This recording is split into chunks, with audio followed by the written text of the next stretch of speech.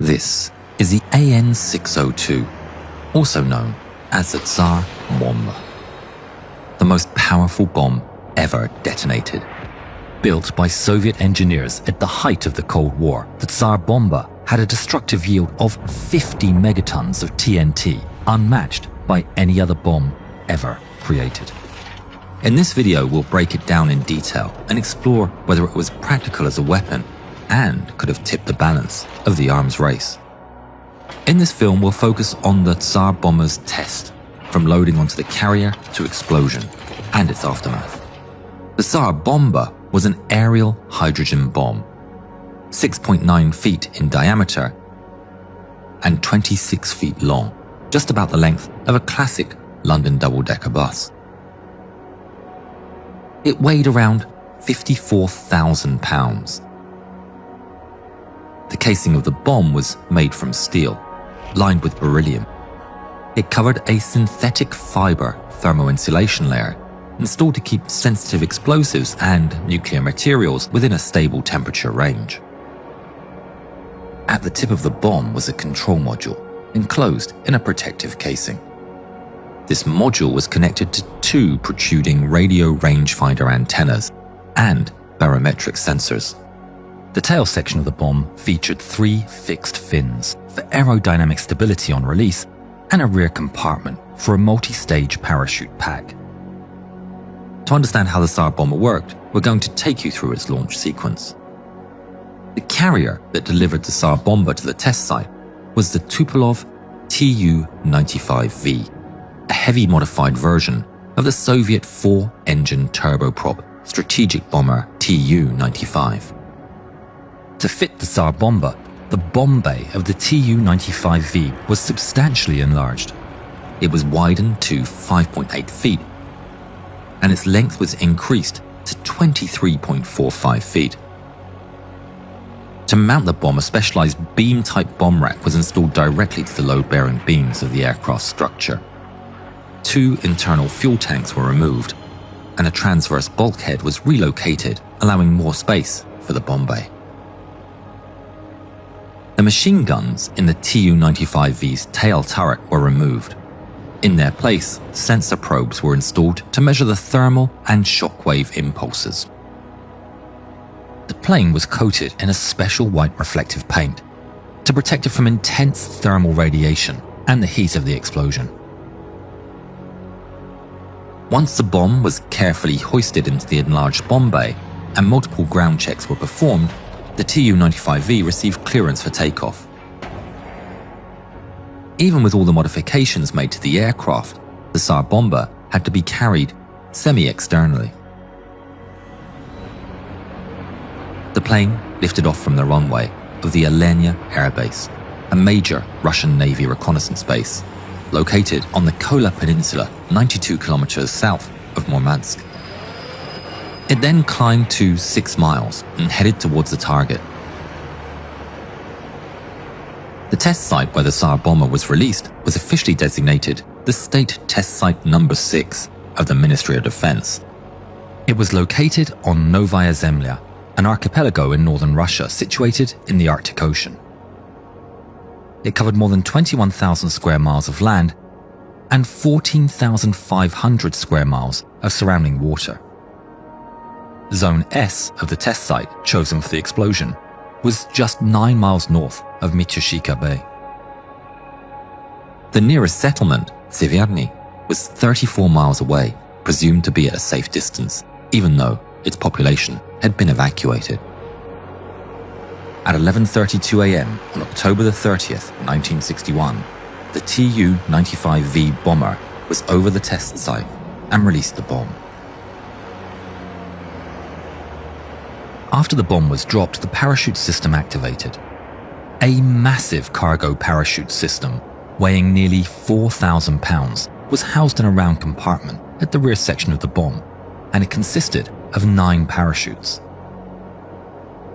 The sequence began with a small 5.4 square feet drogue chute, which pulled out a larger 54 square feet parachute. Next came 3 parachutes of 65 square feet each, followed by 3 more, each measuring 430 square feet. Once a series of smaller parachutes had stabilized the descent, the main canopy unfurled. At over 17,000 square feet, its area was 3 times the area of a Boeing 747's wings. It was one of the largest single parachute canopies ever used. The parachute system slowed the bomb's fall for a total of 188 seconds. It gave the pilots time to fly to a safer distance of approximately 28 miles before the explosion. The Tsar Bomba detonation altitude was 13,000 feet above the ground. This was the height estimated by the Soviet scientists to provide the maximum explosive damage while reducing fallout. The radio altimeter transmitted a signal to the ground and then measured the distance from the reflected signal. Its readings were verified by barometric sensors. If the data matched, the safety devices were deactivated. The primary fission charge was made from 2 spheres located in the weapon's forward and rear sections. Each sphere consisted of a shell of high-performance explosives with detonators, a beryllium inner casing, and a plutonium sphere around 4 to 6 inches in diameter at the core. A system of gas-filled spark gaps was connected to high-voltage capacitors, which were charged by a battery pack. When triggered, each spark gap closed to pass very large currents instantaneously, ensuring the detonators fired within 0.1 microseconds of each other. In that time, light would travel just 98 feet. A spherical shell of high-performance explosives, presumably octol, a mixture of octogen and TNT, exploded, creating a shockwave and causing compression inside the core. Once the plutonium had been compressed, it went supercritical and would start emitting vast amounts of neutrons. A neutron striking a plutonium nucleus caused it to split into 2 smaller nuclei, releasing energy and emitting additional neutrons.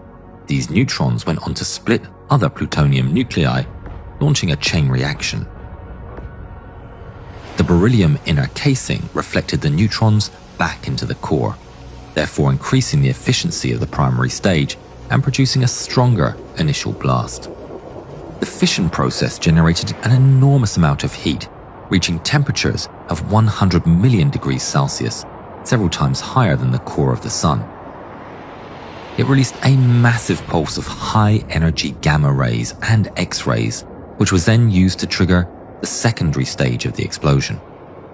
The second charge consisted of a lead outer casing, a layer of lithium deuteride, which was a compound of lithium, and the fusion fuel deuterium, and a plutonium rod in the center.